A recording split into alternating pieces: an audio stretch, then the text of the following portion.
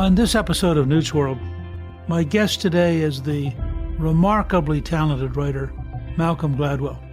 He is the author of 6 New York Times bestsellers, including Talking to Strangers, David and Goliath, Outliers, Blink, and The Tipping Point. He is the co-founder and president of Pushkin Industries, an audiobook and podcast production company that produces the podcasts Revisionist History, Broken Record, a music interview show, and Solvable, in which Gladwell interviews innovative thinkers with solutions to some of the world's biggest problems. He's here to talk about his new book, The Bomber Mafia, A Dream, a Temptation, and the Longest Night of the Second World War.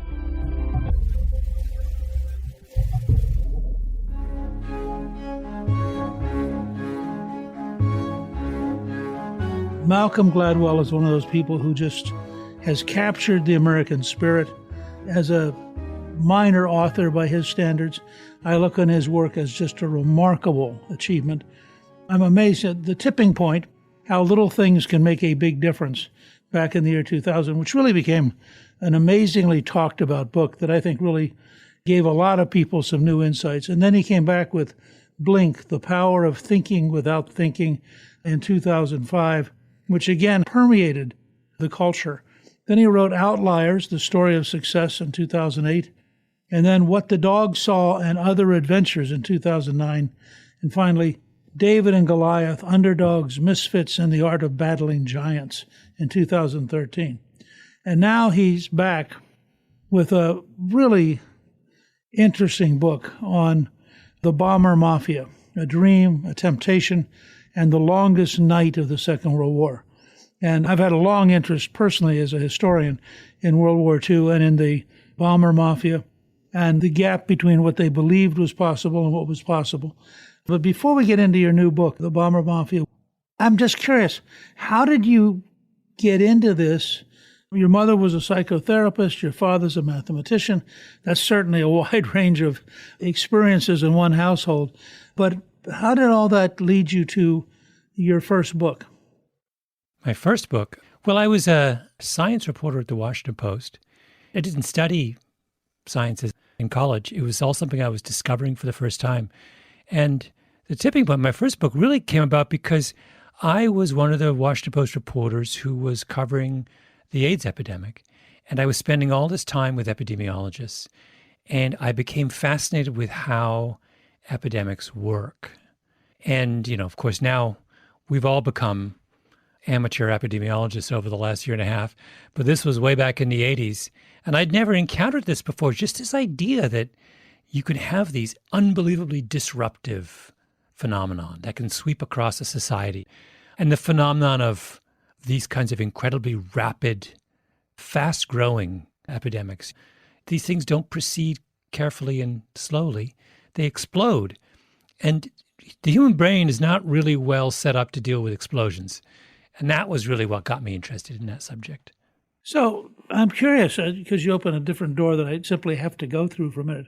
Given your background, given the work you did on HIV, which I remember I was a very junior congressman at the time, and I remember working both with the Center for Disease Control, which I represented in Congress, and helped them with funding on a regular basis, and also talking with people at NIH, including Dr. Fauci.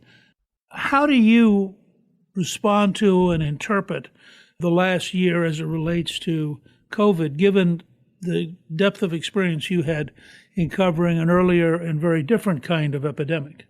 Well, I think that we forgot some of the more important lessons from HIV. We would have been, this is going to seem like a curious thing to say, but had less time separated those two epidemics, I feel like we would have been better off.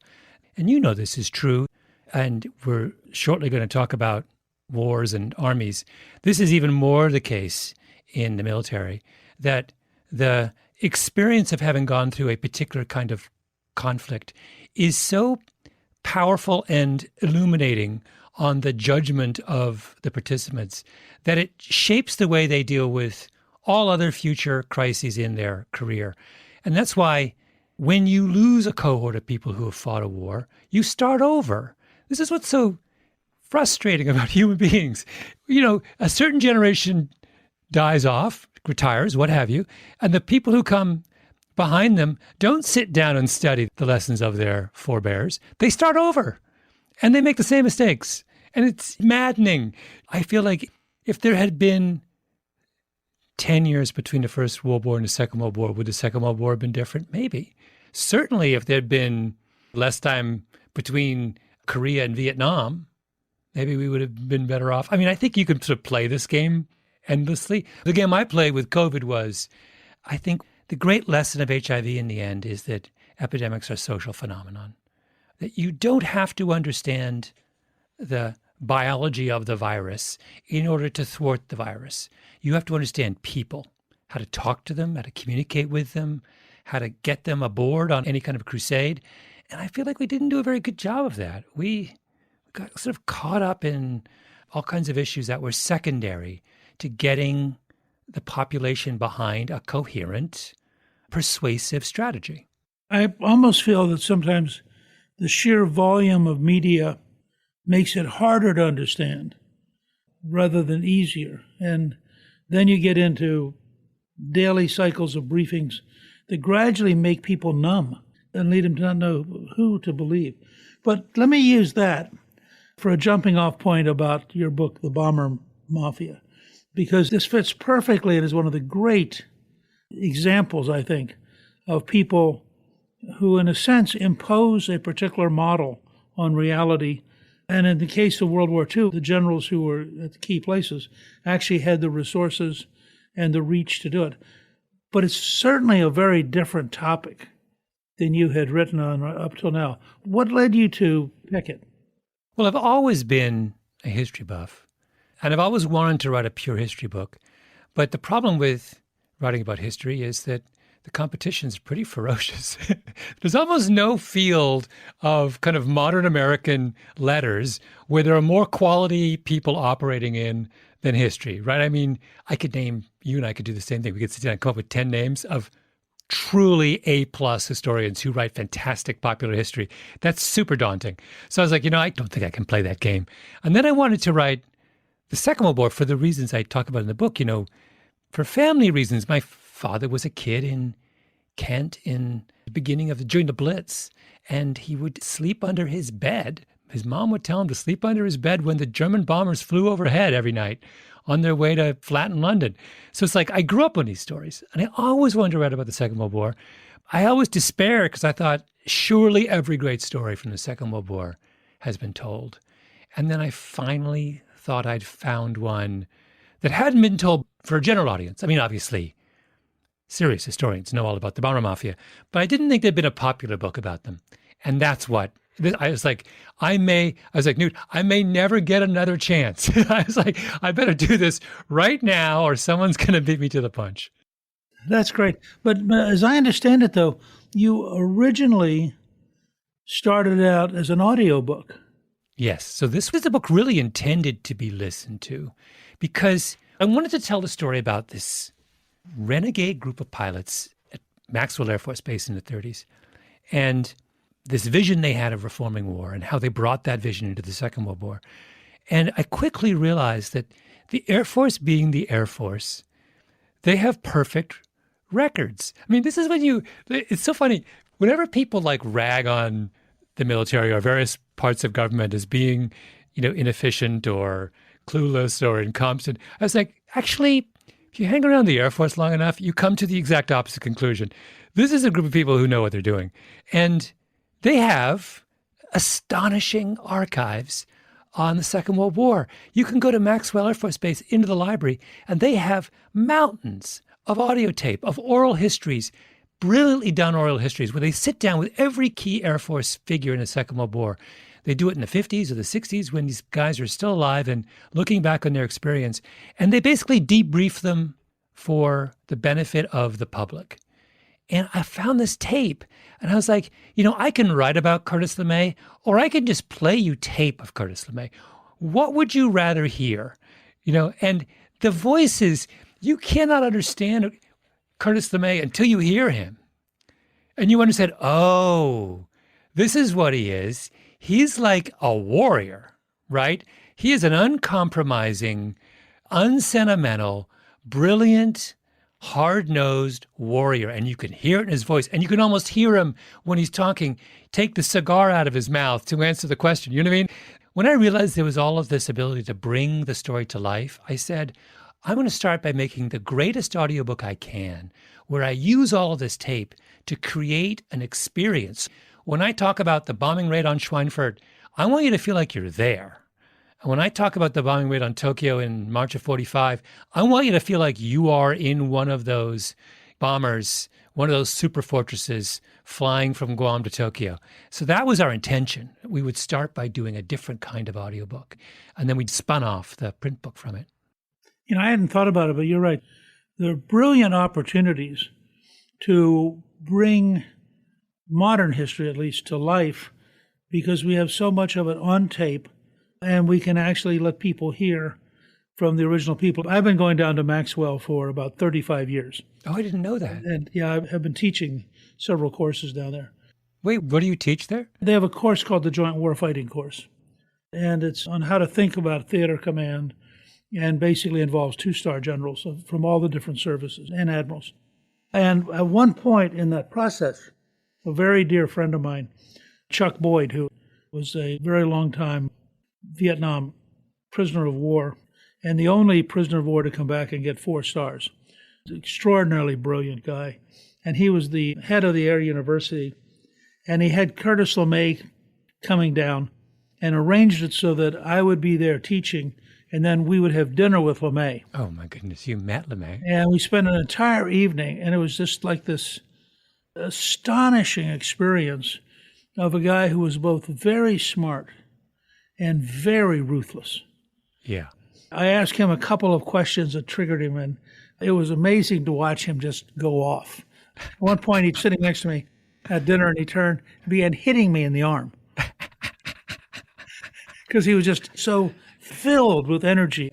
And he said actually that it was the experience of being at the tactical school that taught him how to write an 8-paragraph field order. Yeah. And when he got to England, he said his greatest contribution to the war was teaching the staff of the Air Force in Europe, who had not gone to the school, how to write a competent order. Yeah. Because they were sending out these multi-page, hard-to-understand, convoluted things. And he would take them, and he'd rewrite them back into what was a standard frag order and send it back to him and say, is this what you meant to send me? And after about 8 or 9 weeks, they said, oh, yeah. And they began to learn how to do it. He then said he was in charge of the 17 unit. They were frankly not doing very well. And partly they weren't doing very well because they were bobbing and weaving to avoid the anti-aircraft fire. Yes. So they could not get lined up to drop the bombs accurately. And he called a meeting because he had remembered from his 1929 Ohio University ROTC manual the likelihood of a 88 anti-aircraft shell and a plane being in the same space. And it turned out to be exactly the same likelihood whether you were going straight or you were bobbing and weaving. Mm-hmm. And so he called all of us senior commanders together and he said, we're going to fly straight. And they said, you can't fly straight. You know, he said, trust me, you're as likely to be shot down, you know, bobbing and weaving. And frankly, bobbing and weaving, you aren't hitting anything. Yeah. And they said, well, but we can't do this. He said, I'll tell you what, if you really don't want to do it, I'm going to ground the entire wing and save the taxpayers the aviation fuel. Because since we're not doing any good anyway, why waste the gasoline? And so they said, okay, all right. You left out the most important part of the story. And he said, and if you don't believe me, I'll show you how it's done. I'll lead the first attack. I was going to get to that because he said, I believe it enough, I'm going to lead the attack. And then he turned to me and he said, I was totally terrified when we took off. And I said, God, I hope that manual was right. But to be there in his presence, this is why what you're doing is so fascinating, because you're going to expose people in the audio version. You're going to expose them to the quality of the voice, the intensity of the communication. And a lot of these historic figures, they are different. You know, they're not just bigger versions of normal. Newt, my impression from researching and reporting this book, Curtis LeMay was the greatest combat commander of the Second World War in any domain. Now, maybe I got so caught up in the Air Force in this that I'm being very, very partial to the Air Force. But it struck me that it is hard to find another single individual in the Second World War who contributed as much to particularly our tactical understanding of how to fight the enemy effectively. I mean, this is one guy.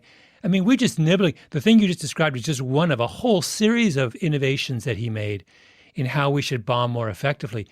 One guy made this insane contribution. Well, and it continues after the war because he's brought back to rebuild the Strategic Air Command at Omaha. And there's this great story where he arrives, the place is a dump, and the morale is terrible, and they don't have any money. This is in 1949, before the Korean War buildup. And so he announces that they've got this building that, if it had been painted and cleaned up, would be a great gymnasium. But they don't have any money to hire painters and so forth. And so he finds a little bit of money for paint, and he sends out on a Wednesday or Thursday that this Saturday the commanding general will be painting and would be glad to have anybody who'd like to come and volunteer. And he said by the end of the day it was all painted, and they now had a gymnasium. And the degree to which that single act of leadership raised their morale was just astonishing. But you raised an interesting question. I think that what LeMay had was, first of all, he was amazingly smart.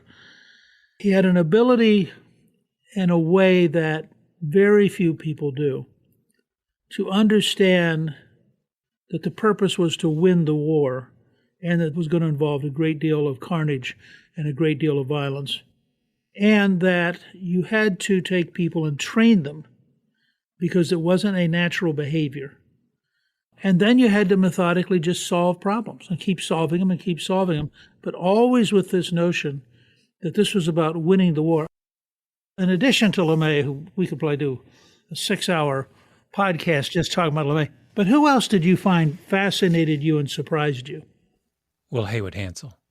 So the Bomber Mafia is really a story of two men who come into conflict, Curtis LeMay and his great antagonist, Haywood Hansel. And Hansel is the idealistic version of LeMay. He is the dreamer, the romantic. He's the one whose favorite book is Don Quixote. And he is besotted with this idea that war can be reformed, and it is possible to fight a war with the minimum of casualties on both sides. And he falls in love with a set of technologies that he thinks can move war from the 19th century into fully into the 20th century. And as, he turns out to be not wrong, but premature. He's imagining if Haywood Hansel would be alive today, he would be quite comfortable with the way the Air Force does its operations. He's just 75 years early in his vision. But I loved the contrast. This is why I wanted to write the book. The contrast. You have these two brilliant generals who could not be more different, who are, at one end of the spectrum, you have the ruthless, unsentimental LeMay. At the other end, you have this dreamer. And I think you need them both in an effective military. I'm glad we had dreamers, even if the dreamer's dream didn't turn out to be practical during the Second World War. The thing about Haywood Hansel was he and his cohorts down at Maxwell really were possessed with a moral urgency. They did not want a replay of the First World War. They thought that if they could do one thing for humanity, it would be to figure out a way not to have a recurrence of that level of carnage. And they, I think, established a kind of philosophical and ethical tradition within the Air Force that persists to this day. I spent some time in this book talking to current Air Force leadership. They are completely at home speaking a kind of moral language about their obligations. It's not foreign to them. They've read their history. They know that in the back of their mind has to be the consideration that war should be fought as cleanly as possible. And they get that from people like Haywood Hansel back in the day. And I also have a kind of soft spot for romantics. I mean, I like when people have grand dreams, even if those dreams come to naught. I think that really good institutions make room for those people. The one thing more than anything that I came away from doing this book was I came away with a level of respect for the Air Force that I had not had before. I didn't know anything about the Air Force before. And I came away thinking, you know what, this is a truly great American institution. And it's a great American institution because it had room for dreamers and also warriors, bloodthirsty warriors. And you need both.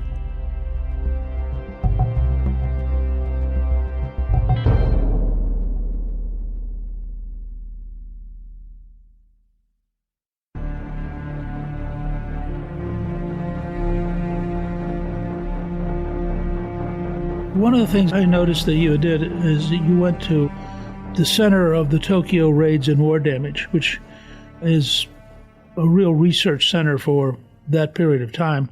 What did you learn from that? Well, that's actually how I began the book. I was in Tokyo and happened to go to this little tiny museum on a side street in East Tokyo. It's a private museum. It's not even a government museum. It is the only permanent memorial installation devoted to the firebombing of Tokyo in March of 1945 by the 21st Bomber Command. And it is as plain, I don't know if you've ever been there, Newt, it is as plain and ordinary and prosaic a museum as you will ever see. It looks like, I say in the book, it looks like a dentist's office. They probably did the whole thing for a couple $1,000s. But it is the most moving, I've done episodes of my podcast on memorials and what I think are wrong with them. I'm not happy about the 9/11 memorial, for example. I think that was an exercise in excess.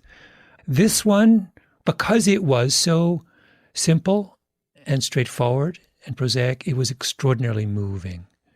And it's what sort of compelled me to ask the question, how did it come to pass that the U.S. Air Force launched in March of 45 one of the deadliest nights of bombing in human history? And I also liked the idea that, and this is something I didn't put in the book, but I should have. So this is a museum that is built by a Japanese historian to commemorate what happened that night. And the first 90% of the museum is about what the Americans did to Tokyo in March of 45. The last 10% is how the Japanese used the same incendiary bombing tactics against China at the beginning of the war. So it is not a one-sided ideological exercise. He was making a point about how wars sometimes end up being fought. The intention of the museum was that we not forget this fact, but it did not have an ideological agenda. The point of the museum was to make you reflect on what happened, educate you, and that is so close to my ideal version of what history ought to do. And that's exactly what I did, right? Came away from that experience determined to shed light on whatever led up to March 9th, 1945. What is the 10-year history that led us to one of the most fateful decisions in the Second World War? Yeah, I think most people don't realize that the fire bombings actually killed far more people than the two nuclear weapons. It was also true in Europe. I mean, the great bombing of Hamburg, for example, was just extraordinary. And it's interesting. I had always thought that our aggressiveness about bombing cities was in part a response to Pearl Harbor. But George Marshall, the Chief of Staff of the Army, in the summer of 1941, while we're still at peace, gives a speech and says, the Japanese will not dare to attack us because their cities are wooden and they will burn. And it just struck me as kind of amazing that Marshall would already have understood the rhythm of what our counterattack would be like. Yeah. And then, of course, with LeMay, you get somebody who is just relentless in carrying it out. Yeah. An amazing bombing campaign in the winter of 45. This observation had been made on a regular basis by the late 1930s, that there was a qualitative difference between European and Japanese cities. You just walk around Berlin and you compare that to walking around Tokyo, and you see Berlin is really hard to burn down. It's too much brick and stone, too many fire breaks, too many parks, really wide streets, none of that. You can certainly drop incendiaries on Berlin and they'll do a little damage. But we did calculations in the 30s about how effective would incendiaries be, on a typical European city? And the answer is not that effective. And then they went and did exactly the same studies on Japanese cities. And, they are constructed completely opposite. The houses are close together. The streets are narrow. The houses are made out of wood and straw and tar paper. I mean, Marshall's absolutely right. These things were tinder boxes. I have a chapter in Bomber Mafia on the creation of napalm. Napalm is created in the Second World War for the explicit intention of bombing Japanese cities because they were so flammable. I mean, it was a U.S. Army project to find the most effective incendiary we could. And it comes out of Harvard University, a fact that Harvard is not very eager to share with the world. You would think, Newt, sorry, forgive me for this tangent. If you go to Harvard University, you can go, and I did this, to it's still there, the chemistry lab where napalm was invented, right? You would think, wouldn't you, that there would be a little plaque that said, in 1941, in this exact chemistry laboratory, one of the most lethal weapons of the 20th century was invented. And then they can go on all they want about whether that's a good or bad thing. I don't really care. What I care about is, look, if you make a list of the 10 most consequential inventions to come out of Harvard University, I'm sorry, I've looked at that list. Napalm's number one. There's no doubt about it. There is nothing that has been invented at Harvard University that has had a greater impact on the world than napalm that came out in 1941. You cannot find on the entire campus a single mention of that fact. Where was the first test of napalm? It was on the Harvard University soccer field, for goodness sake. The whole thing was cooked up in Cambridge. Will they tell us about this? No. Why not? Will you join me in this crusade, Newt? They've got to acknowledge. They're so busy acknowledging all kinds of other things, they can't get around to the big one. I suspect, given the current psychology and culture of Harvard, that they would have a sense of guilt and humiliation. Well, acknowledge that. This is what drives me crazy, by the way, about this moment. So acknowledge it. Just say, this was invented here, and say, and we feel guilty about it. Like, that's fine. We're at this point where we feel like the only time we can acknowledge our history is when we're proud of it. Why? It's fine. We're intelligent human beings. Make the plaque 2,000 words long and tell me the whole story. I did not know that story, so I'm still sitting here absorbing it. And I can't wait till I see some friends from Harvard. It's really good. And in fact, we have somebody who is working with us right now who is going to Harvard this fall. Maybe we'll make her assignment to sneak into that lab and post something up there, in which case we're going to put your name on it. Malcolm Gladwell wanted you to know.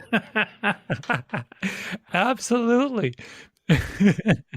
Yeah, that's the sort of thing which could lead them to either tear the building down as well as blow up the soccer field and deny that it ever happened. But here's the thing, Newt. This is exactly the kind of moment when history is really, really important. And that is an opportunity to tell people in a really interesting way about a complicated moment in our country's history. And if you're a university, that's your job, right? That's your job. Well, you would think. We live in an era when it may not be their job, or at least as they define themselves. But, you raise a different, really important point, because you can go across the street to the Lincoln Labs at MIT. The number of things we invented in that small area that had a direct impact, including proximity fuses, things that really decisively affected the war, and a whole range of things. It's kind of astonishing. And, most Americans have never heard of those kind of contributions. But in some ways, World War II was the first time that science really was integral to the whole war at every level. And that without the science and engineering, you'd maybe been pushed back into World War I.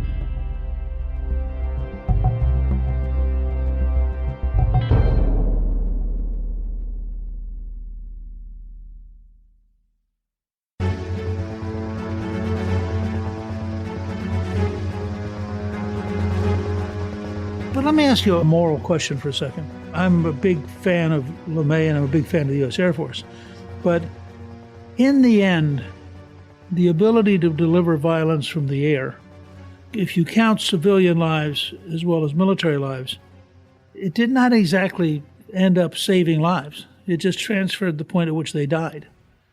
And so you ended up with these extraordinary bomber campaigns, we and the British against the Germans, and then us against the Japanese. And of course, as you pointed out, you'd also had the Germans and the Italians in Spain. You'd had the Japanese in China.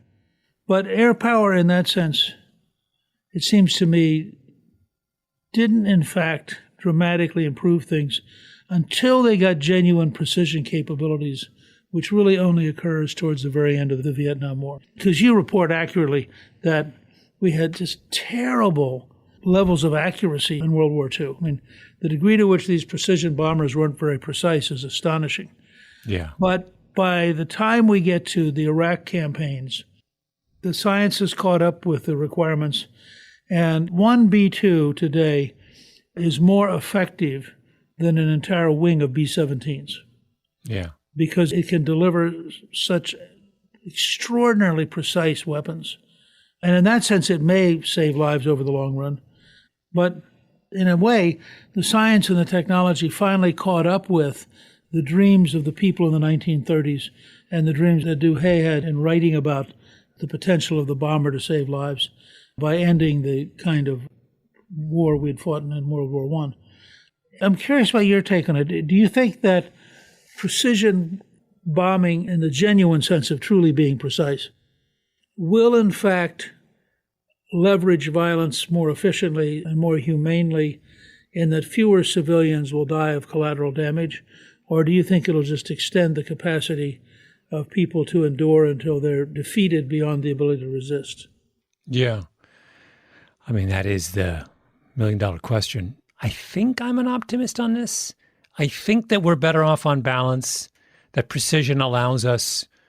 And I say that only because when I look at the Second World War and I see the extent of civilian losses in bombing campaigns is, in retrospect, staggering. I mean, probably close to 1 million Japanese civilians in summer of 45. The number of Germans killed in Allied bombing campaigns, particularly the British. I did not come away from this book with a renewed appreciation for British bombing tactics. At the end of the book, I talked to this historian at the Army War College, and she was saying that, you have an obligation as a military commander to resort to extreme force or violence only after all other avenues are exhausted, only when you have no other choice. What she says, I always teach my students, the Army officers of tomorrow, she says, you have an obligation to work through all of your more ethically acceptable alternatives first.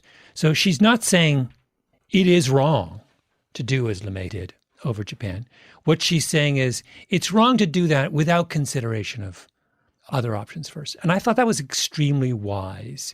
So what I would say is the new era of precision bombing that we have today allows us to do is to pursue more alternative options before we take the big step. That I like. I think the more tools we can give military leadership, the more capable they will be of fighting a more acceptable kind of war. I mean, I don't think there's any such thing as an acceptable war, but a more acceptable kind of war. And like I said, when I met with Air Force leadership, the thing that really struck me was how these people are intellectually serious people. The day when you have some trigger-happy warrior at the helm of military service is long, long, long, long over. They are fully aware of what they can and should not do. So I found the process of getting involved in writing this book to be tremendously reassuring about military power in the 21st century. I want to take you back to a passing comment you made that you weren't exactly enthusiastic about the Royal Air Force's bomber campaign. I want to ask you two sort of technical questions. One, to what extent do you think the fact that we had the Norden bomb site, so we at least had some hope of hitting targets, changed our attitude towards the campaign, where the British did not have any device like that, and literally they went to bombing whole cities because they couldn't hit anything. I mean, if they're going to go do it, they had to go do it almost on a city-killing basis because they couldn't guarantee killing a factory. Yeah. I think it made a little bit of a difference in the sort of initial sort of motivations to do bombing.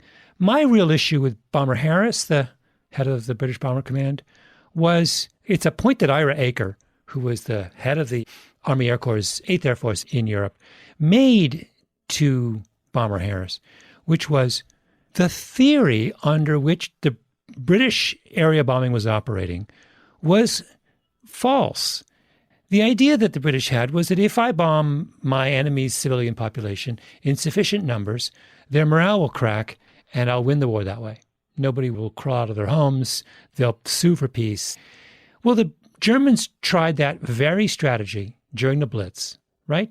They bombed the bejesus out of London on the expectation that Londoners would panic and the British would give up. Is that what happened? No. The exact opposite happened. The English shrugged it off, went about their business, and came back stronger than ever. So Bomber Harris has empirical evidence in his own backyard of the futility of morale bombing. It didn't work on them. So Ira Aker turns to him at one point and says, why are you pursuing a strategy against the Germans that did not work against you? And Bomber Harris's response is, well, the British are different.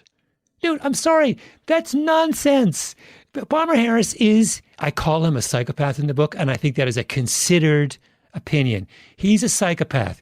If he had looked at the evidence, he would have realized. And by the way, you know this, the bombing survey done after the war by the Air Force confirms in large part the futility of British morale bombing during the Second World War. It didn't work.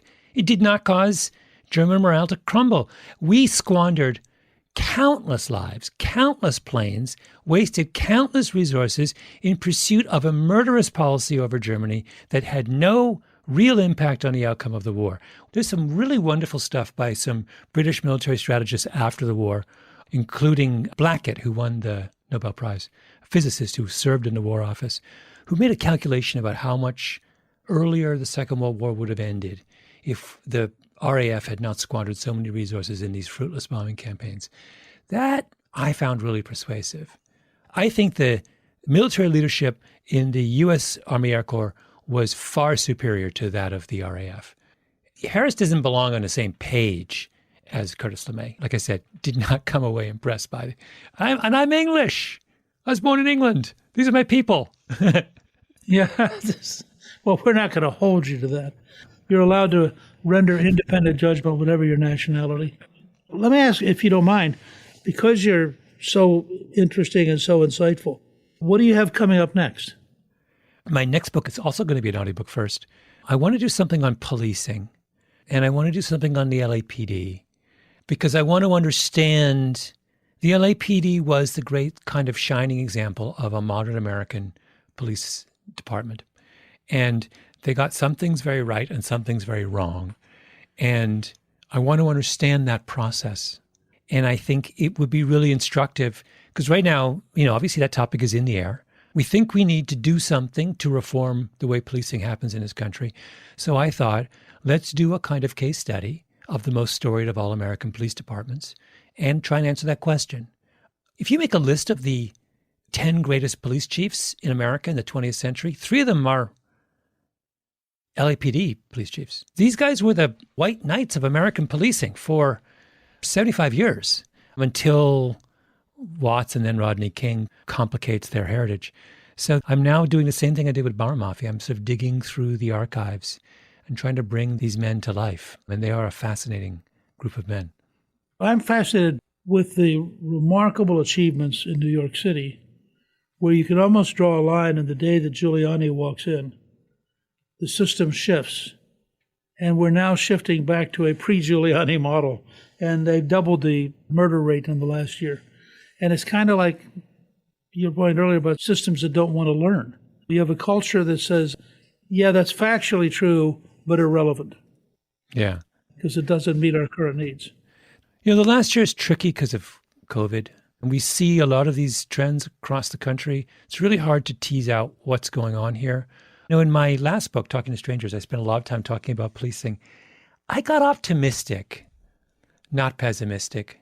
There are some really sophisticated currents in criminology right now about how to build better police departments, do more effective policing. But you know this, there's always a gap between the innovation and its implementation. And I think we maybe are just in one of those gaps, but we're getting across the board. We have gotten a lot smarter in how we do this.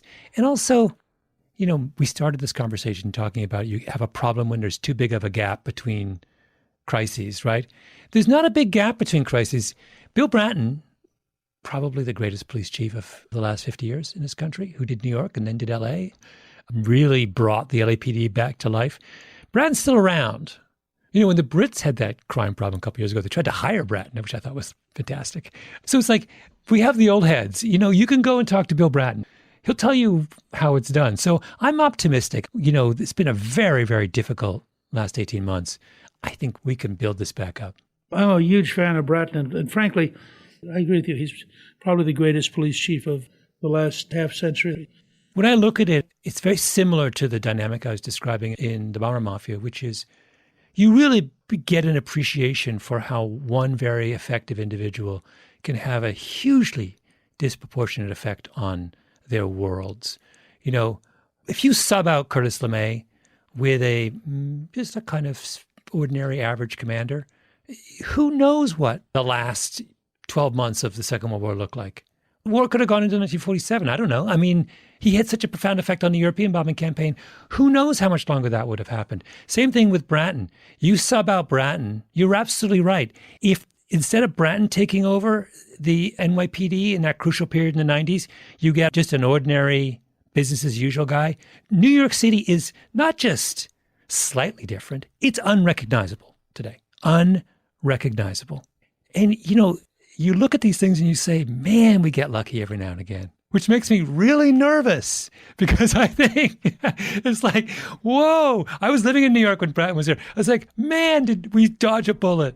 I mean, literally dodge a bullet if we hadn't gotten this guy. Same thing with LeMay in the Second World War. So, well, look, I want you to know that I hope you'll come back with your new book and we'll talk about policing. This has been a joy for me. You're just a great guest. And I love your enthusiasm and your energy, as well as your knowledge. And I want to assure you that we're going to promote the Bomber Mafia. But I want to thank you for taking the time. This has been just a great conversation. Wonderful. Thank you so much for having me on. I really enjoyed it. Thank you to my guest, Malcolm Gladwell. You can find a link to his new book, The Bomber Mafia, A Dream, a Temptation, and the Longest Night of the Second World War, on our show page at newtsworld.com. Newt's World is produced by Gingrich 360 and iHeartMedia. Our executive producer is Garnsey Sloan. Our producer is Rebecca Howe, and our researcher is Rachel Peterson. The artwork for the show was created by Steve Penley. Special thanks to the team at Gingrich 360.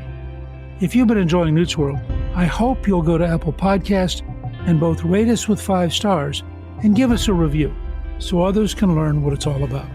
Right now, listeners of Newt's World can sign up for my 3 free weekly columns at gingrich360.com/newsletter. I'm Newt Gingrich. This is Newt's World.